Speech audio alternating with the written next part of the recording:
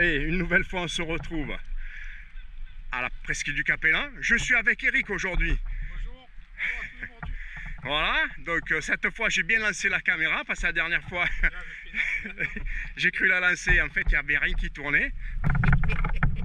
Voilà, avec Eric. Donc. Et puis là-bas, on a un nouveau qui nous a rejoint, avec qui j'ai déjà échangé plusieurs fois. Et c'est Cédric, plus connu sous le nom de Cacalucha. Je ne me trompe pas, Cacalucha. Cacalucha de la Pampa. Il est là. Salut Manu. Il est là. Vas-y, tu peux parler. Allez, rejoignez-nous, hein. On passe des bons petits moments et on va essayer de faire voir ce que la mer nous donne. Voilà, veut bien nous donner, ouais. Voilà. Ouais. Ça, c'est une très bonne parole de la part de Cédric. Après, je coupe tout. Après, je parle sans hésiter, il n'y a pas de donc. Voilà, donc derrière, il y a, comme il s'appelle, Franck qui est déjà dans l'eau. Et puis, tu te rappelles mieux toi que moi. Moi, je perds la boule à 2000. Hein. Je suis atteint comme ma mère, quoi, de la maladie d'Alzheimer. Voilà, t'inquiète pas, il n'est pas chargé. Bon, allez, on se met à l'eau, on verra bien tout à l'heure. Tout à l'heure.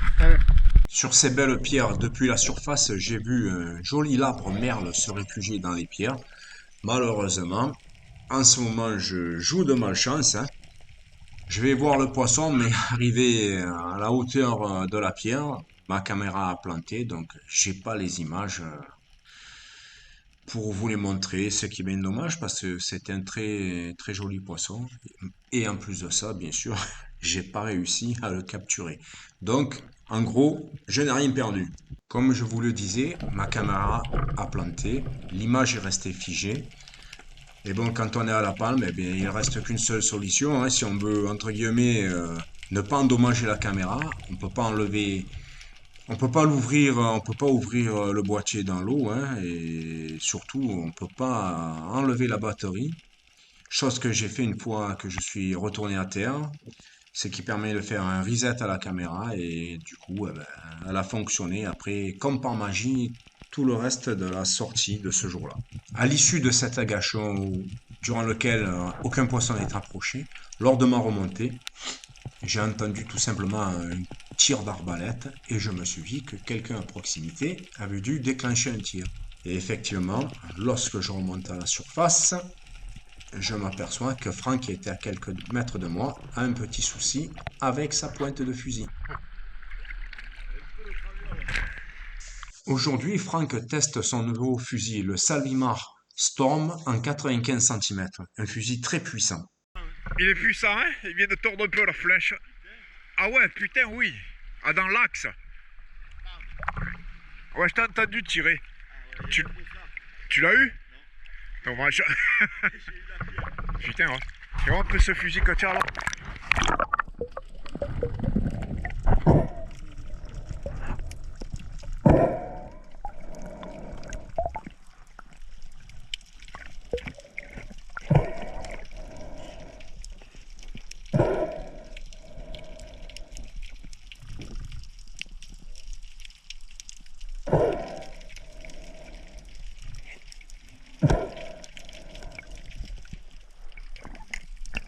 Tu crois que c'est le même que le héros?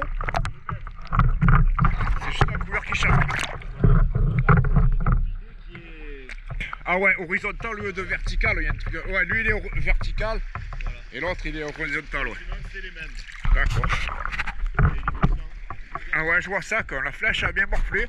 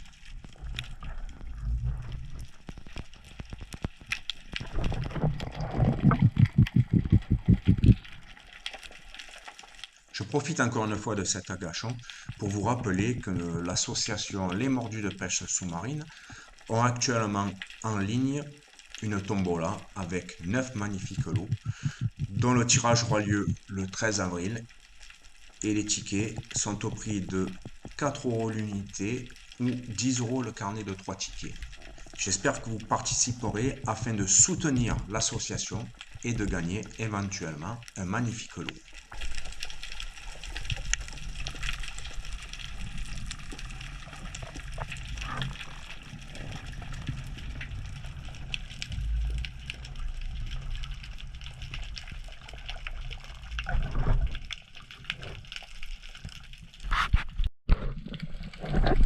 Ce jour-là, l'eau reste tout de même assez claire. Là, je suis monté jusqu'à l'île Rousse et sur le côté gauche de l'île, donc il y a ces quelques pierres avec un joli tombeau un peu plus loin.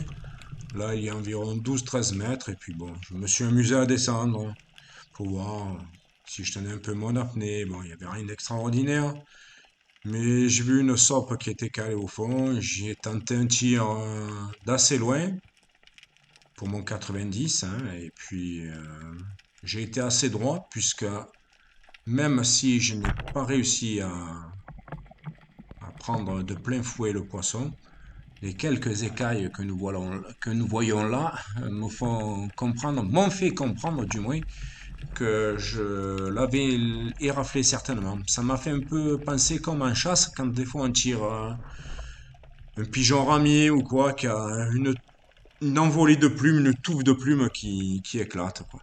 Bon, je sais bien que c'était qu'une sope, mais je me suis amusé à la tirer pour voir si j'arrivais à la toucher. Et puis j'ai filmé les écailles car effectivement je l'ai touchée. Bon, aujourd'hui on est le 21 mars. Je suis avec Eric, son copain Cédric, plus connu sous le nom de Cacaruccio dans la Pampa. Et avec moi il y a aussi Franck.